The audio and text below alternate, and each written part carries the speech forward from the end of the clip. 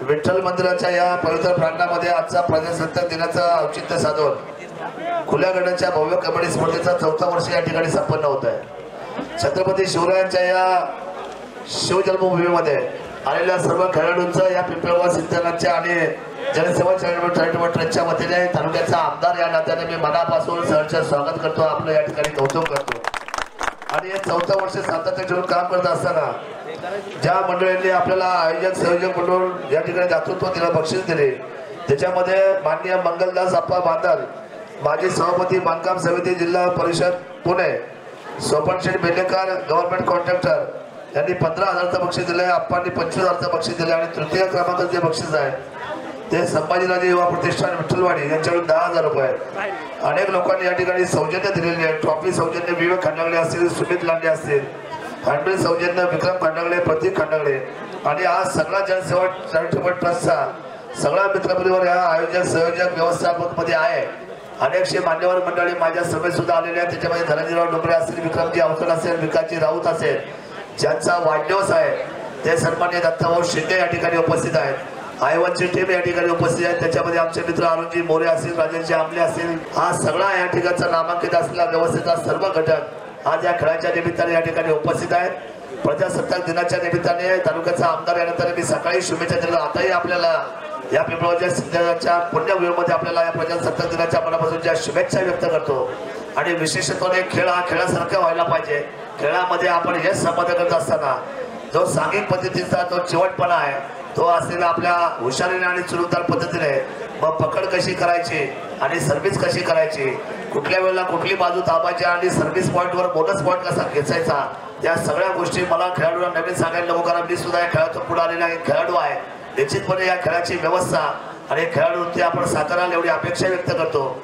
आणि आज खरं तर खूप दिवसभर धावपळ आहे, 6:30 वाजल्यापासून मी बाहेर आहे, अजूनही 13-14 कार्यक्रम हातामध्ये असल्या कारणामुळं रात्रीचे 2:30-3 वाजणार आहेत। परंतु या सगळ्या भागातून फिरत असताना म्हटलं आता पिंपळगाव सिद्धनाथला पहिल्यांदा जाऊन यावं आणि आपल्या सर्वांच्या भेटीसाठी मी आलो। खेळाडूंना शुभेच्छा व्यक्त करतो। पिंपळगाव सिद्धनाथच्या माझ्या जनतेने, माझ्या शेतकरी बांधवांनी काळजी करू नये। पावसाच्या पाण्याचं जरी प्रमाण जरी कसंही कमी जास्त असलं तरी या वेळेचं माने डोलचं पाणी आपण आपल्यासाठी आरक्षित करून ठेवलंय।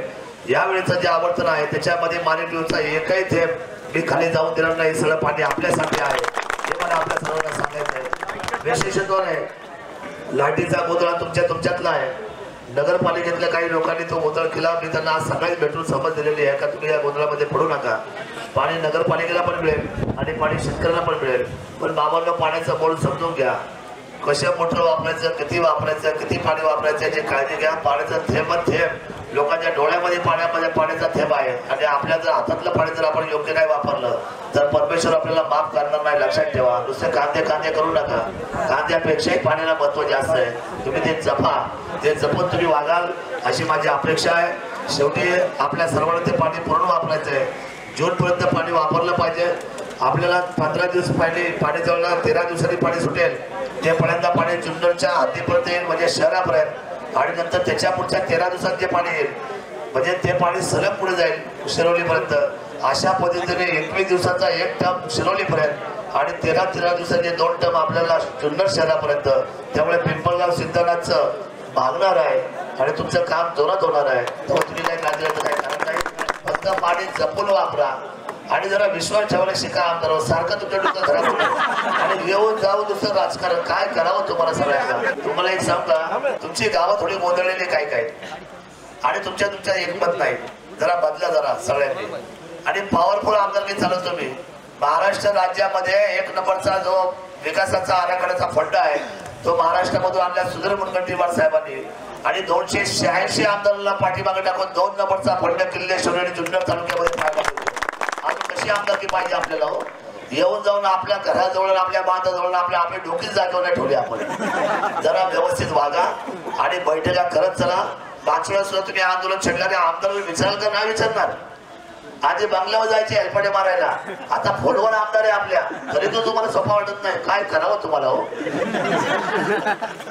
असं आहे, एवढ्या आमदारकीचे तुम्ही हात घालू नका, जरा झरपूर वापरावा ना। मी निर्व्यस्ती एकतर आमदार आहे, सचोटीचा आमदार आहे, कष्टाचा आमदार आहे आणि आपल्या सर्वांच्या हिताचा आहे। आता बाजारभाव मिळत नाही, काही माझा दोष आहे का? मला वाटतं की 1000 रुपये भाव कांद्याला लगेच तुमचे सोन्याचे कौलं बसावे करायला असं मला वाटतं. म्हणजे तेवढंच मी थोरामध्ये वाचू शांतीला. परंतु विषय असा आहे, तेजी मध्ये आहे. यावर्षी 13 राज्यांमध्ये कांद्याचं पीक मोठं आहे. फार मोठी अडचण तयार झालेली आहे. आपण सर्वांनी वेळोवेळी आपले निर्णय घ्या. शेती चांगली पिकवा, शेतीशिवाय आपल्याला पर्याय नाही. मी उद्याच्या व्यवस्थेमध्ये जर लोकशाहीचं भांडण उभं राहिलं तर मी पिकवणाऱ्या आणि जर समजा पिकवणाऱ्याच्या बाजूने का बाबा समजा खाणाऱ्याच्या बाजूने, तर मी तुम्हाला सांगतो मी 100% शेतकऱ्यांच्या बाजूचं आंदोलन छेडणारा आमदार आहे आणि मी तुमच्या बाजूने उभा राहणार आहे. त्यामुळे समाज गैरसमज मनामध्ये आणू नका. मोठी मोठी रस्त्याची कामं चालू झालेली आहेत. मोठमोठ्या कामाची पद्धत आपण पाहिलं तर आता लोकांचे डोळे फाटायला लागले. लोक तर एवढे मोठे नसते, एवढी मोठी कामं कधीच आम्ही पाहिलेली आहे मागच्या 50 वर्षामध्ये. जरा सबरून घ्या, जपून घ्या. या आता जो तुमचा छत्रपती शिवरायांचा आपला जो पुतळा आहे तिथून पिंपळगाव सिद्धीच्या चौकापर्यंत तो सगळा रस्ता आता 100% सिमेंट काँक्रीटचा घेतलेला आहे. त्याचं काम आपण पुढच्या महिन्यात चालू करतो. आता रस्ता मोठा होतोच आहे. हे तुम्हाला का सांगावं लागतंय? तुमची बैठकच नाही मिळत, तुम्ही येतच नाही, बसत नाही. मी ज्यावेळेला जुन्नरला येतो अख्ख्या गावाला येऊन बसलं पाहिजे. विकास खंड हा माझ्यासाठी फार मोठा इश्यू नाहीये. तुमची मानसिकता व्यवस्थित उभी राहणं, तुम्ही एकजुटून राहणं आणि गावागावातले गटतट कमी करा. आधीच्या राज्यकर्त्यांनी 2-2 गट केले प्रत्येक गावामध्ये.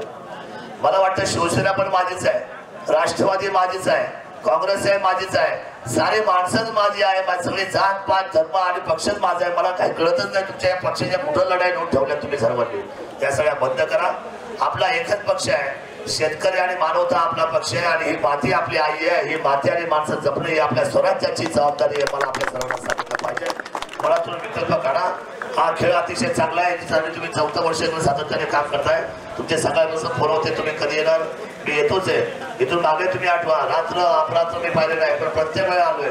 फार माणसाला म्हणजे वास्तुशांती असू द्या, आपलं तर लग्न असू द्या, 5.5 महिने असू द्या, वर्ष श्राद्ध असू द्या, दशकी असू द्या, अंतविधी असू द्या, काय झोपतो का आमदार हा तुमचा? त्यामुळे गडबड न करता आपण खूप चांगलं काम करा. पिंपळगाव सिद्धनाथ अतिशय महत्वाच्या पॉईंटवाने पर्यटनामध्ये हे तालुका, आता तालुक्यामध्ये हे गाव अतिशय पुढे येणार आहे. कारण तुमच्या एका बाजूला शिवनेरी आहे तर दुसऱ्या बाजूला लेण्याद्री आहे आणि त्यामुळे या पिंपळगाव सिद्धनाथचं महत्व फार उंच जाणार आहे. लवकरच पाताळेश्वरचा रस्ता मी काढणार आहे. तिथं सुद्धा आपली अडचण जी आहे ते आपल्याला पूर्णत्वाला घ्यायचे. माझं फार छोट्या छोट्या गोष्टी लक्ष आहे. माझ्या पाणसवडीला जायला रस्ता नाहीये. सगळे रस्ते मी करणार आहे. पण काळजी करू नका. तूप खाल्लं का त्याला रूप येत नाही. तूप खायला रूप येतं काय? काही काळजी करू नका. आपण सुंदर काम करू. तालुका आपल्याला पुढे न्यायचा आहे. आंबेगाव पुढे आहे, बारामती पुढे आहे, इंदापूर पुढे आहे, संगमनेर पुढे आहे, शिर्डी पुढे आहे. या सगळ्या मतदारसंघाला पाठीमागे ठेवून छत्रपती शिवरायांचा जुन्नर सगळ्यात उंचवण्याची जबाबदारी मात्र आपल्या सर्वांची आहे. आजच्या प्रजासत्ताक दिनाच्या निमित्ताने मनापासून शुभेच्छा देतो. माझ्या खेळाडूंचं कौतुक करतो. आलेल्या सगळ्या टीमला मनापासून शुभेच्छा देतो आणि संघर्ष करा. मैदान सोडू नका. मैदानाचा ताबा घ्या. जिंका, यशस्वी व्हा, मोठे व्हा. आपण यशवंत व्हा, आपण गुणवंत व्हा, आपण कीर्तिवंत व्हा, आपण आयुष्यवंत व्हा. लहरों से डरकर नौका पार नहीं होती और कोशिश करने वालों की कभी हार नहीं होती. आपण अतिशय उज्ज्वल अशा पद्धतीचा खेळाडूंचा खेळ या मैदानामध्ये गाजवा. कबड्डी असेल, कुस्ती असेल, बैलगाडा असेल, हा आमच्या महाराष्ट्राची शान आहे. हा मर्दानी खेळ आहे आणि तो खेळल्याशिवाय हा मराठी असलेला मराठी मातीतला मावळा पुढे जाणार नाही आणि म्हणून हा खेळ खेळला पाहिजे. आयोजक संयोजक मंडळीचं विशेष म्हणजे जनसेवा चॅरिटेबल ट्रस्ट, विठ्ठलवाडी आणि पिंपळगाव सिद्धनाथचा पुन्हा एकदा कौतुक करतो. आपल्याला शुभेच्छा व्यक्त करतो आणि पुढे जाण्याची अनुमती मागतो. आमचा मित्र मुसळे सुद्धा या ठिकाणी आलाय. जुन्नर शहराचे आमचे बरेचसे लोक या ठिकाणी आलेले आहेत. हे सर्व लोकांचा संतोष आलेला आहे. सन्माननीय आमचे सरपंच या ठिकाणी उपस्थित आहेत आणि सरपंच असेल, उपसरपंच असेल, आमचा संतोष असेल, अंकुश असेल, सगळ्यांची नावं मला घेतली, विवेक असेल, ही सगळीच मुलं तरुणाई आमची सगळे या ठिकाणी आलात.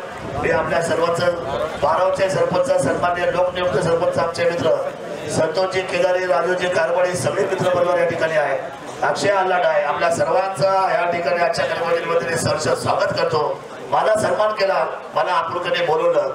आपला माणूस म्हणून सातत्याने माझ्यावर जे तुम्ही प्रेमाचा वर्षाव करताय, तुमच्या दायित्वाला निश्चितपणे सेवेच्या रूपाने मी उत्तर देईल आणि आपल्या सदैव असलेल्या सेवेसाठी कार्यतत्पर आणि कटिबद्ध राहील हा विश्वास व्यक्त करतो. थांबतो. जय हिंद, जय महाराष्ट्र. धन्यवाद.